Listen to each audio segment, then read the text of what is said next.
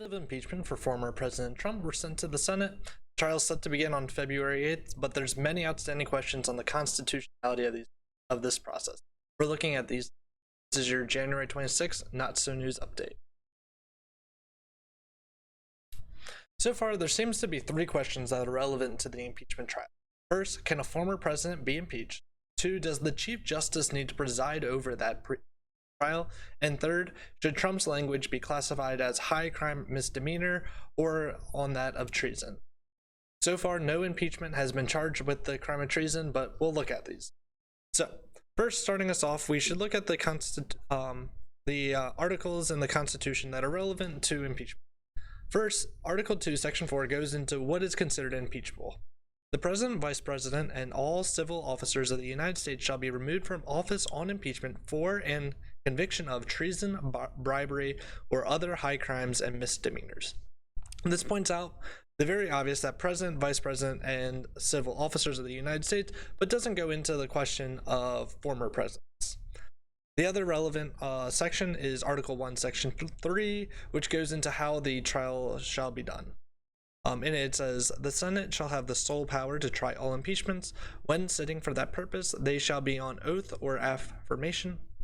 When the President of the United States is tried, the Chief Justice shall preside, and no person shall be convicted without the concurrence of 2/3 of the members present. Judgment in case of impeachment shall not extend further than to removal from office and disqualification to hold and enjoy any office of honor, trust, or profit under the United States. But the party convicted shall nevertheless be liable and subject to indictment, trial, judgment, and punishment according to law. So, looking at our first question, can a former president be impeached? It seems that currently the Senate will vote yes on this, and there does seem to be a historical precedence for this. In the 1876 case of William W Belknap, he stated that he was resigning from his position. However, the House did impeach, and the Senate was willing to try the case. Though this doesn't imply the constitutionality, it does seem to imply that the Senate has accepted this procedure before. So far, we have heard some notable Republicans on their position. Romney has come out to state that he would be in favor of allowing the impeachment of the former president. Rand Paul has come out again, stating that impeachment doesn't apply to private citizens, which is what a former president has as his, current standing. So next is the question of who oversees the impeachment. Though the Constitution implies that the Chief Justice presides over the impeachment of presidents, it's not clear on impeachment of other individuals. Currently, the plan is to have Senate President pro tempore Patrick Leahy oversee the presiding rather than the Chief Justice. From the Hill, we see Supreme Court Chief Justice John Roberts will not preside over former president's Senate impeachment trial, which is scheduled to begin on February 8th.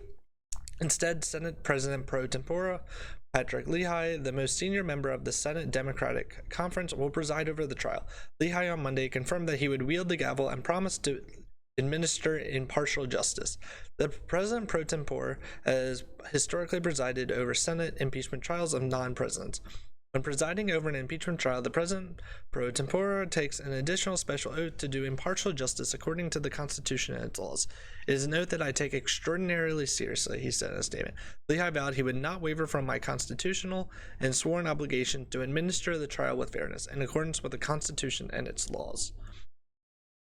So the question is, how does the Constitution and its standards apply to former presidents?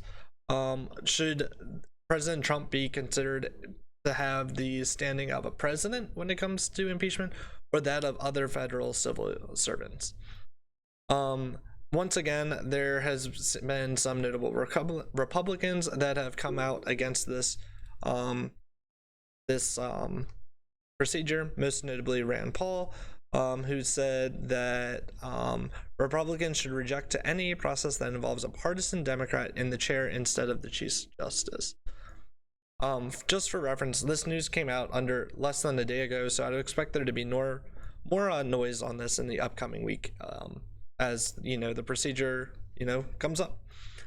Finally, the root of the impeachment was the language that Trump used in his last weeks as the president. Was that language considered impeachable?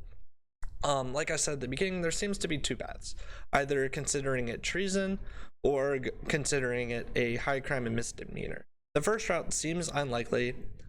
So far, there hasn't been a single individual that has impeached based on treason, and I would expect that this would be a hard standard for the impeachment managers to try. So if we look at the second, which is high crime and misdemeanor, this seems like a hard standard for Republicans to vote for. There's no question that Trump's words and language in the last couple weeks riled up his base, but that's not the standard for impeachment. The case by the House managers should be that the language that Trump used was not protected by the First Amendment, and I think this is going to be a hard standard to meet for the Senate Republicans. Generally, we allow speech that riles up the base. Notably, a similar example of this was when Bernie Sanders, when referring to, I forget if it was the ACA or Medicare for All, said that Senate Republicans were trying to kill people for not giving them health care. As a result, one of his supporters went to a Republican like softball practice and ended up shooting up the Republicans. At that point, Republicans came out rightly and said that Sanders is not responsible for the actions of his supporter, even though he did rile up that base. I think a similar standard is going to be met during this impeachment trial. That the language used by Trump did rile up his base, and it did, it was very close to, I think, what the standard is for what we expect during these types of events. I think there was a missed opportunity for censorship, which is essentially the process that House and Senate says that the language used by an individual was unacceptable. That should be an easy standard to have been made with Trump's claims regarding the election. At this point, assuming all proceedings happen with Trump's impeachment, I see it very unlikely that Trump will be convicted. I expect all 50 Democrats to vote the same way on the three questions we addressed, and there's possibility for Republican dissenters from the main Republican ranks. However, impeachment requires a 2/3 vote, and it seems unlikely at this point that we will find 17 Republicans to vote in favor of the impeachment based on the three questions that we have addressed and the possible legal disagreements. This is your January 26th Not So News update. Have a good one.